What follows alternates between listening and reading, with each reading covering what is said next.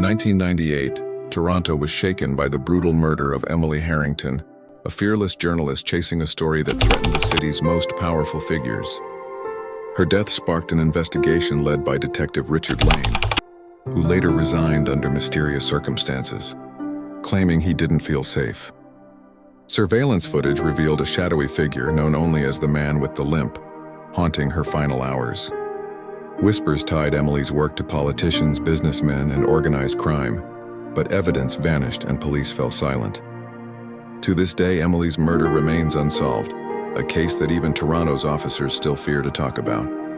Toronto in the late 1990s was a city buzzing with energy. Towering skyscrapers lit the skyline. Coffee shops stayed open late, and neighborhoods like Rosedale gave an impression of wealth and security. But on the night of December 14, 1998, the calm of this polished city cracked open in the most disturbing way. At 11:27 p.m., a local dog walker made a shocking discovery in a dimly lit alleyway tucked between two elegant brick townhouses. The body of 27-year-old Emily Harrington lay motionless, sprawled on the frozen ground. The first responders described the scene as deliberate and merciless. Emily had been stabbed multiple times in the chest, with the precision of someone who knew exactly what they were doing. Strangely, her purse lay beside her, untouched, with her wallet and cash still inside. Her wristwatch, a silver heirloom gifted by her father, remained on her arm. It was immediately clear this was not a robbery gone wrong. What unsettled investigators even more was the silence of the attack. The alley was only steps away from a busy street where late-night taxis and passers-by often moved through. Yet no one reported hearing screams, no one saw a struggle, and no one witnessed anyone fleeing. It was as if the attack happened in complete secrecy, carried out with chilling efficiency.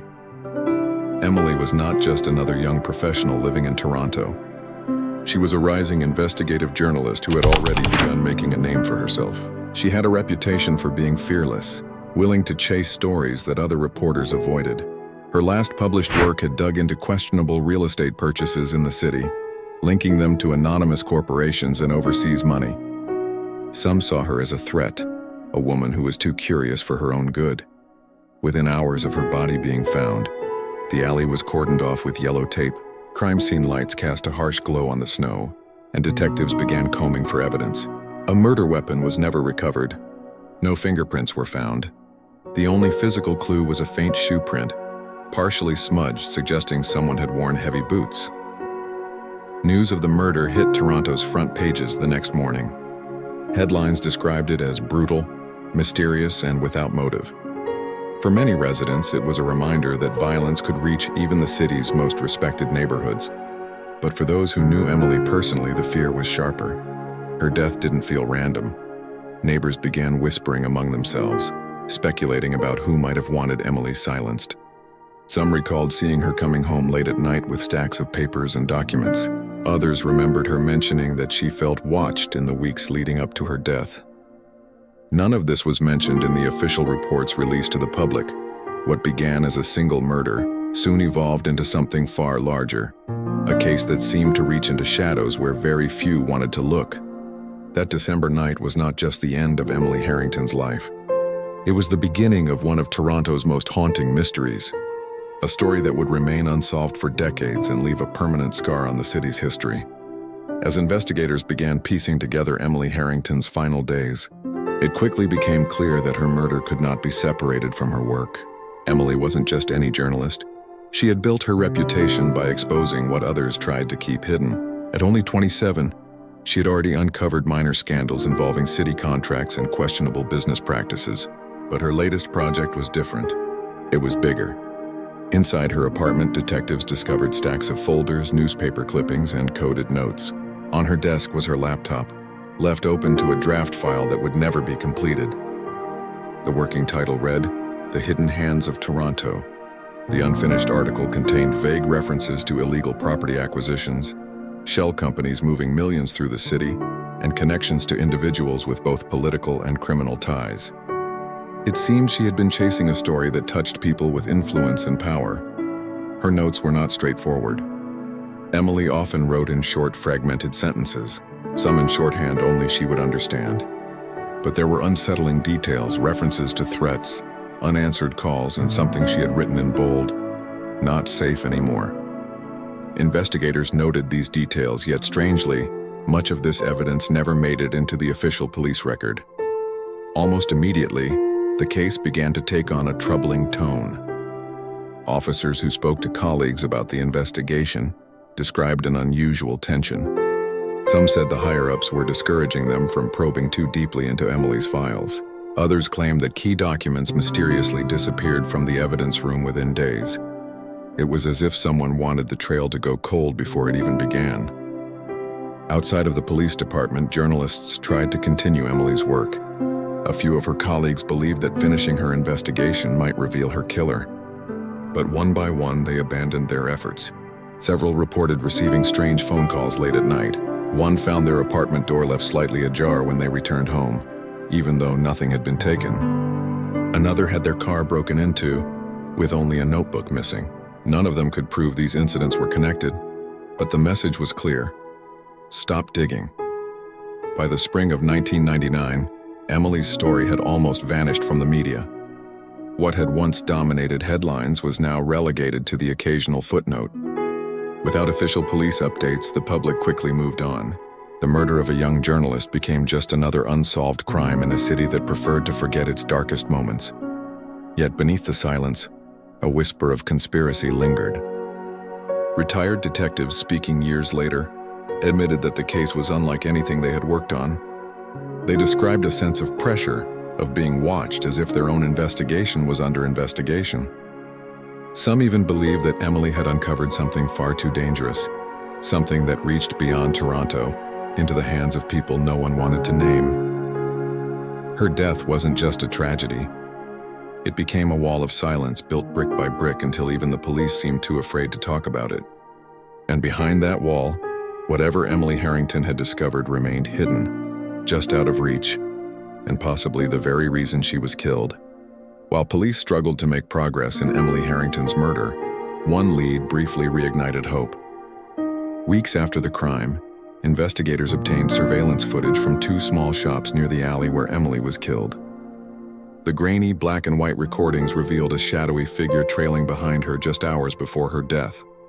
The man wore a long, dark overcoat, his face partially obscured by a low-brimmed hat.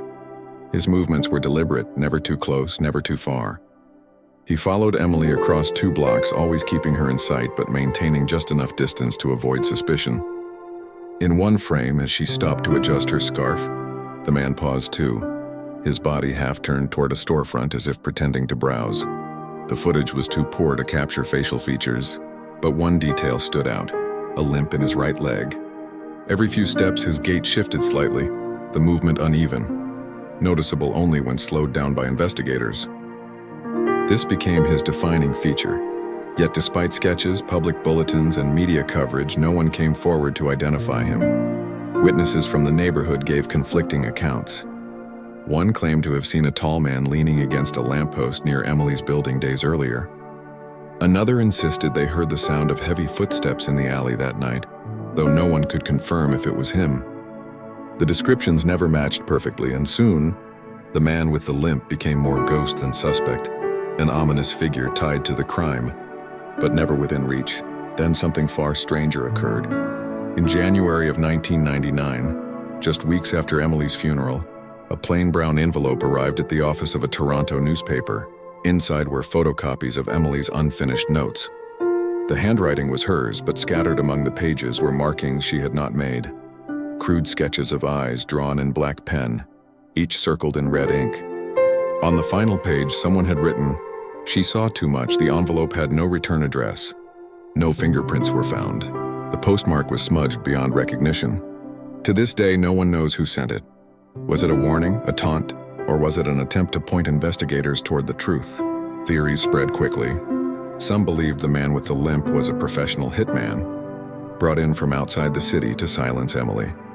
Others suggested he wasn't the killer at all, but a handler, someone tasked with watching her every move until the time was right. A more chilling idea suggested he might have been connected to law enforcement itself, explaining why the investigation into his identity was so strangely lackluster. The police response to the envelope only deepened suspicion. Instead of making the discovery public, they downplayed its importance. The press that initially received the documents ran a small piece, but soon dropped the story entirely after what insiders described as private warnings. Years later, retired officers admitted that the envelope was quietly shelved, tucked into the cold case files, and never pursued further. It was one more puzzle piece left deliberately out of place. Emily Harrington had lived her final days under surveillance, and the mysterious stranger who followed her remains the most haunting figure tied to the case. Whether he was her killer or merely a shadow in the background, his presence cemented the feeling that her death was not random.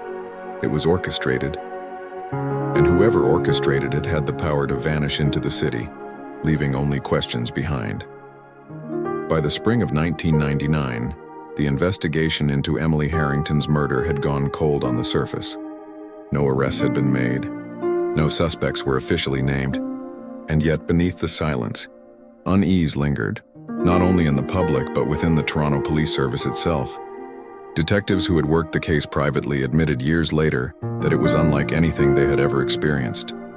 At first, they treated it as a targeted homicide, the kind of case that should have eventually produced answers. But almost immediately, strange pressures began to appear. Some officers noticed supervisors quietly urging them to move on from certain leads.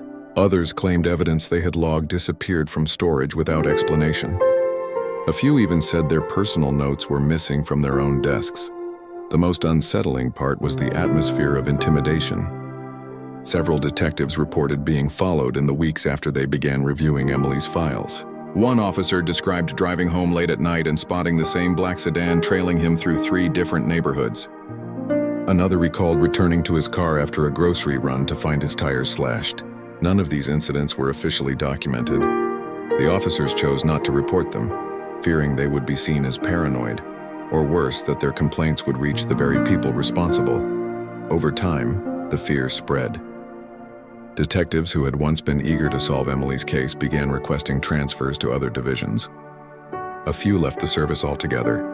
The murder investigation wasn't just a professional dead end, it felt dangerous. Even mentioning Emily's name around certain superiors drew uneasy stares, as if there were unspoken rules about how far they were allowed to go. The public never knew about these internal struggles. To the outside world, the case was simply unsolved, one of many tragedies left without justice. But inside the department, whispers grew louder. Some officers believed organized crime had ordered Emily's killing, silencing her before she could publish a damning report. Others suspected political figures with the power to pull strings behind closed doors. The most chilling theory, however, was that the very institution tasked with solving her murder was complicit in keeping it unsolved. Adding weight to these suspicions was the fate of a detective named Richard Lane, one of the first investigators on the scene. Months after Emily's death, Lane abruptly resigned. Officially, he cited personal reasons. Unofficially, colleagues said he confided to a friend that he didn't feel safe anymore. After leaving Toronto, he refused all interviews, retreating into silence that lasted the rest of his life. These fractures inside the force left the case stagnant. Files were pushed into the cold case archives. Leads were never followed. And when journalists occasionally pressed for updates, spokespeople repeated the same rehearsed line: "The investigation is ongoing." But those who had been closest to the truth knew better. The case was not ongoing, it was buried. By the end of 1999, the murder of Emily Harrington had transformed from a brutal killing into something darker, a story that the city's own police force seemed afraid to tell. Fear had replaced duty, silence had replaced answers, and the shadow over Emily's case grew heavier with every passing year. 2 decades have passed since the brutal murder of Emily Harrington, yet her case remains one of Toronto's most disturbing mysteries. What should have been a straightforward homicide investigation slowly transformed into a web of fear, silence, and unanswered questions. For Emily's family, the years that followed were a blur of frustration and grief. Her parents relocated from Toronto within a year of her death, unable to endure the constant reminders of what had been taken from them. They sought answers, but the updates they received were vague at best. Meetings with investigators ended in rehearsed platitudes. "We're pursuing all leads." Letters to city officials were returned with carefully worded condolences but no real information. The family eventually stopped asking, not because they had closure, but because they knew the truth was never going to come from official channels. Journalists occasionally attempted to reignite interest in the case. Every few years, a new article or television segment would surface, usually tied to an anniversary of her death. These stories repeated the same sparse details but rarely uncovered new information. Those who tried to dig deeper found themselves at the same dead end Emily had reached. Trails that went cold without explanation, documents locked away, and sources who refused to speak. Yet in the absence of answers, theories flourished. Some believe Emily had been preparing to publish proof of a vast money laundering operation tied to Toronto's booming real estate market. According to this theory, her death was a calculated move to stop her from exposing names that would have shaken the city's elite. Others suspect her murder was orchestrated by organized crime groups who had infiltrated legitimate businesses and who could easily reach anyone, even inside the police force.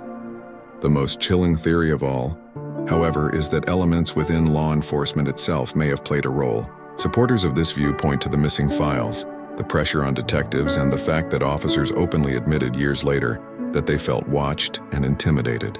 Could Emily's reporting have uncovered something so damning that even parts of the police force wanted it buried forever? What makes this case unique is not just the brutality of the murder, but the silence that followed. Unlike most unsolved homicides, Emily's story was not simply forgotten by chance. It was erased piece by piece. Leads ignored, evidence misplaced, witnesses left unprotected. A case that should have been solved was instead smothered until little remained but rumor and fear. Today, Emily Harrington's name is mostly remembered by those who work in Toronto journalism, often spoken with a mixture of admiration and unease. For them, she is both a symbol of courage and a warning of the dangers that come with exposing powerful secrets. As for the police, their refusal to discuss the case even decades later suggests that the shadow Emily uncovered has not faded. It lingers heavy and unspoken, as though the truth is too dangerous to confront. Emily Harrington's murder remains unsolved. Her killer was never brought to justice, and perhaps most unsettling of all, those who might know the truth still choose silence,